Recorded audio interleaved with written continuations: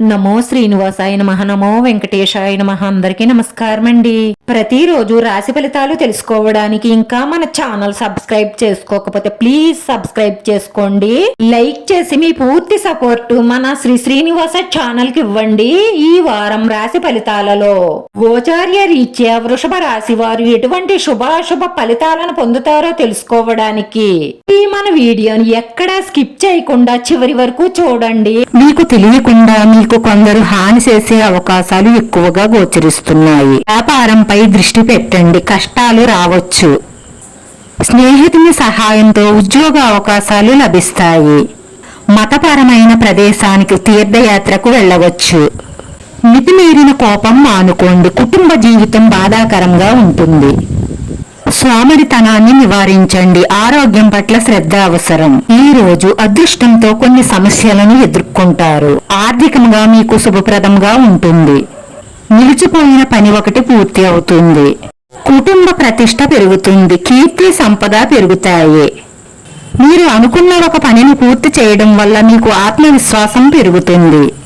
ఆర్థిక పరిస్థితులు మెరుగవుతాయి, కొత్త ఆదాయ వనరులు పెరుగుతాయి. ఈ రోజు అకస్మాత్తుగా పరిస్థితులన్నీ ప్రతికూలంగా మారే అవకాశాలు గోచరిస్తున్నాయి. ఈ రోజు ప్రేమ వ్యవహారాలు కలిసిరావు. వివాహితుల మధ్య వివాదాలు తలెత్తవచ్చు. మీ పాత ప్రేమ భాగస్వామిని కలవవచ్చు. పాత ప్రేమ సంబంధాలలో జాగ్రత్త వహించండి. ఆర్థికంగా శుభప్రదంగానే ఉంటుంది. మధ్యలో నిలిచిపోయిన పని ఒకటి పూర్తి అవుతుంది.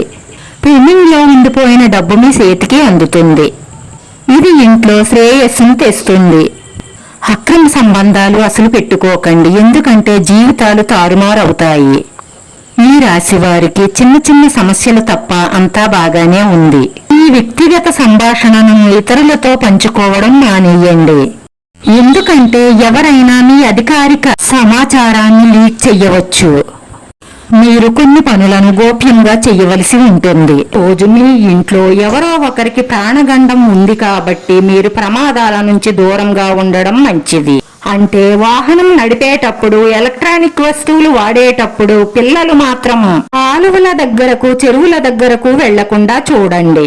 మనం జాగ్రత్త పడడం వల్ల ప్రమాదాల నుంచి తప్పించుకోవచ్చు. మీరు సరైన దిశలో ప్రయత్నం చేస్తే తప్పకుండా విజయం సాధిస్తారు. విద్యార్థులు కొన్ని శుభవార్తలను పొందవచ్చు. చదువు పట్ల శ్రద్ధగా ఉండండి, దానివల్ల మీ ఫ్యూచర్ చాలా బాగుంటుంది.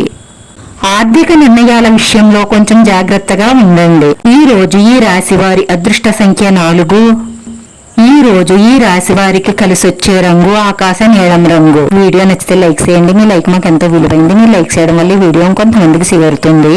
నా శ్రీనివాస ఛానల్ ఆదరించండి. అందరికీ ధన్యవాదాలండి. నమో వెంకటేశాయ నమః.